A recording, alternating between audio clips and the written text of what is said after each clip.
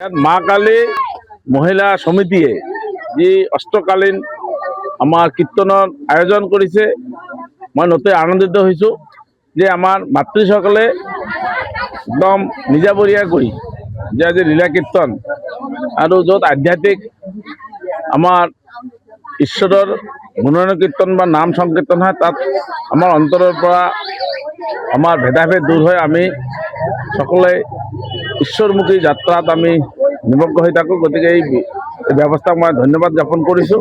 গতিকে বৰ্তমান যি বিধায়ক আছে, চিধা যদি কথা কোৱা যায়, ইয়াত মাতা নহয়, তেখেতে হিন্দু এৰিয়াত নাযায়, তেখেতে চিধাই কয়, কাৰণ তেখেত আমাৰ ইয়াত বিধায়ক।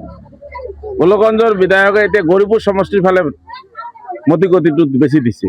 কিয় দিছে? কাৰণ গৌৰীপুৰত আমাৰ অচিনা মানুহ বেছি, সেইকাৰণে তেখেত সেইফালে গৈছে।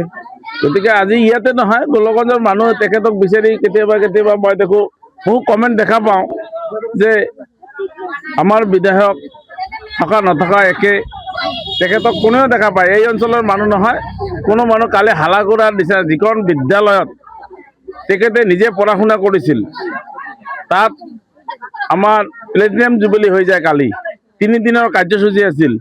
মই নিজে তাত উপস্থিত আছিলোঁ 3 দিন ধৰি, কিন্তু তেখেতে এবাৰো নাহিল। এই কথাবিলাকে প্ৰতিপন্ন হয়, তেখেতে গোলকগঞ্জ মানুহক অৱজ্ঞা কৰিছে।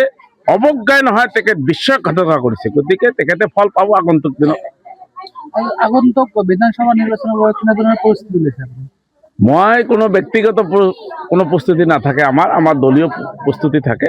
আৰু আপোনালোকে দেখা পাইছে মিটিং আজিয়ে গোলকগঞ্জৰ 3টা অনুষ্ঠানত আমি উপস্থিত হৈছোঁ। ৰাইজৰ লগত থাকোঁ, ৰাইজৰ কাম কৰি ভাল পাওঁ, আৰু ৰাইজে যেতিয়া আশীৰ্বাদ দিয়ে, সেই আশীৰ্বাদ আমাৰ ঈশ্বৰৰ আশীৰ্বাদ বুলি গ্ৰহণ কৰোঁ। যিকোনো খবৰৰ বাবে যোগাযোগ কৰক আমাৰ এই নম্বৰত 9181 307 221।